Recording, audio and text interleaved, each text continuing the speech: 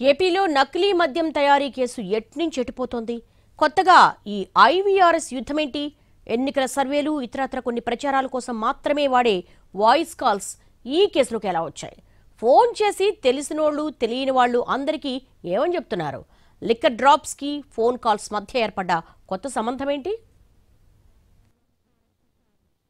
ఏపీలో పొలిటికల్ ప్రకంపనలు సృష్టిస్తున్న నకిలీ మద్యం ఎపిసోడ్ ఇప్పుడు కొత్త టర్న్ తీసుకుంది.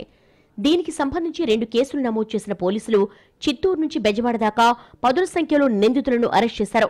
తెలుగుదేశం పార్టీ నేతలపై ఇప్పటికే కేసులు బుక్ అయ్యాయి. అదే సమయంలో కేసులో కీలక నిందితుడిగా ఉన్న అద్దేపల్లి జనార్దన్ విడుదల చేసిన వీడియో సంచలనమైంది. అప్పుల్లో ఉన్న తనకు అసలు నకిలీ మద్యం తయారు చేయమని సలహా ఇచ్చిందే వైసీపీ నేత మాజీ మంత్రి జోగి రమేష్ అని ఆ వీడియోలో చెప్పారు అద్దేపల్లి. దాంతో సీరియస్ పొలిటికల్ టర్న్ తీసుకుంది కేసు. జనార్దన్ స్టేట్మెంట్ ఆధారంగా ఇప్పటి వరకైతే జోగి రమేష్ మీద పోలీస్ కేసు చేయలేదు. కానీ వేగంగా మారుతున్న పరిణామాలు మాత్రం తీవ్ర చర్చనీయాంశమవుతున్నాయి.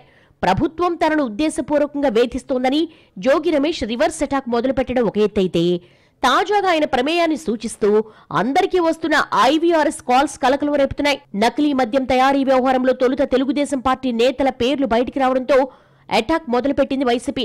కానీ ఆ తర్వాత జోగి రమేష్ పేరు తెరమీదికి రావడంతో 2 పార్టీల మధ్య రాజకీయ రచ్చ పెరిగింది. జోగి మీద కేసు బుక్ అవ్వకుండానే ఈ మొత్తం వ్యవహారానికి ఆయనే మూలకారకుడని నిర్ధారించేలా ఐవీఆర్ఎస్ కాల్స్ రావడంపై మండిపడుతున్నాయి వైసీపీ వర్గాలు. సాక్షాత్తు నిందితుడు జనార్దనే నకిలీ మద్యం తయారు చేయమన్నది జోగి రమేష్ అని చెప్పాక పొలిటికల్ హీట్ పెరగ్గా ఇప్పుడు ఐవీఆర్ఎస్ కాల్స్ పొలిటికల్ టెంపరేచర్ను ఇంకా పెంచుతున్నాయి. ఏదో విధంగా రాష్ట్ర ప్రభుత్వాన్ని అప్రదిష్ట పాలు చేసేందుకు వైసీపీ నేతలు ప్రయత్నిస్తున్నారని, అందులో భాగంగానే నకిలీ మద్యం తయారు చేయమని జోగి రమేష్ అద్దేపల్లి జనార్దన్ ప్రోత్సహించాడన్నది ప్రభుత్వ పెద్దల లేటెస్ట్ వాయిస్. అటు జోగి కూడా పూర్తి స్థాయిలో ప్రభుత్వంపై రివర్స్ అటాక్ మొదలుపెట్టి ఆలయాల్లో ప్రమాణాలు మొదలు బీసీ కార్డు బయటకు తీసి ప్రభుత్వాన్ని ఇరుకున పెట్టే ప్రయత్నం చేస్తున్నారు. ఈ క్రమంలో సోషల్ మీడియా వార్ కూడా బాగా పెరిగిపోయింది. నిందితుడు అద్దేపల్లి జనార్దన్తో జోగి రమేష్ వాట్సాప్ చాటింగ్ చేశాడంటూ ఒక స్క్రీన్ షాట్ సర్క్యులేట్ అవ్వగా, అదే అద్దేపల్లితో మైలవరం ఎమ్మెల్యే వసంత కృష్ణప్రసాద్ బావుమరిది పోసాని కోటేశ్వరరావు చాట్ చేశారంటూ మరో స్క్రీన్ షాట్ సర్క్యులేట్ అయింది. దీంతో 2 పార్టీల మధ్య సోషల్ మీడియాలో పెద్ద యుద్ధమే నడుస్తోంది. దీంతో ఎవరిని నమ్మాలో అర్థం కాని సంకట స్థితిలో ఉన్నారు సగటు పౌరులు. ఇంకొందరైతే అంతా దొంగలేనంటూ కామెంట్స్ పాస్ చేశారు. అదే సమయంలో ఈ స్క్రీన్ షాట్ ఎపిసోడ్ మీద అటు జోగి రమేష్, ఇటు వసంత కృష్ణప్రసాద్ బావుమరిది పోసాని విజయవాడ పోలీసులకు ఫిర్యాదు చేశారు.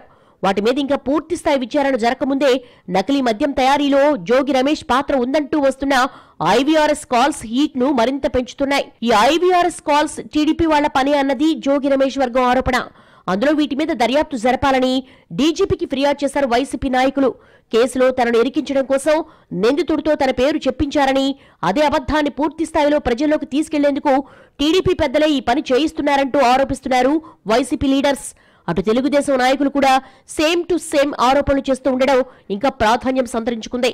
సోషల్ మీడియా స్క్రీన్ షాట్లు, ఐవీఆర్ఎస్ కాల్స్ తో ప్రజలను తప్పుదో పట్టించే పనిని వైసీపీ వాళ్లు మొదలుపెట్టారని, ఇలాంటి ఫేక్ వ్యవహారాల్లో వాళ్లదే అందవేసిన చెయ్యని విమర్శిస్తున్నారు అధికార పార్టీ లీడర్స్. కేసు తమ మీదకు రాకుండా డైవర్ట్ చేయడం, టీడీపీ మీద బురద చల్లడం ఎజెండాగా వైసీపీ నాయకులు అలా చేస్తున్నారన్నది టీడీపీ ఆరోపణ. కేసు విచారణ దశలో ఉండడంతో పాటు సాక్షాత్తు నిందితుడు జనార్దన్ జోగి రమేష్ సలహాతోనే ఇదంతా చేశాడని చెప్తున్న టైంలో ఇంకా వేరే సాక్ష్యాలు, ఐవీఆర్ఎస్ కాల్స్ తో మాకేం పనన్నది తెలుగుదేశం వాదన. ఇలా 2 పార్టీలు నకిలీ మద్యం కేసులో పెద్ద ఎత్తున దుమ్మెత్తి పోసుకుంటున్నాయి. అటు జోగి రమేష్ పాత్ర మీద కూడా పోలీసులు ఇంకా స్పందించకుండా సోషల్ వార్ మాత్రం పెద్ద ఎత్తున జరిగిపోతోంది.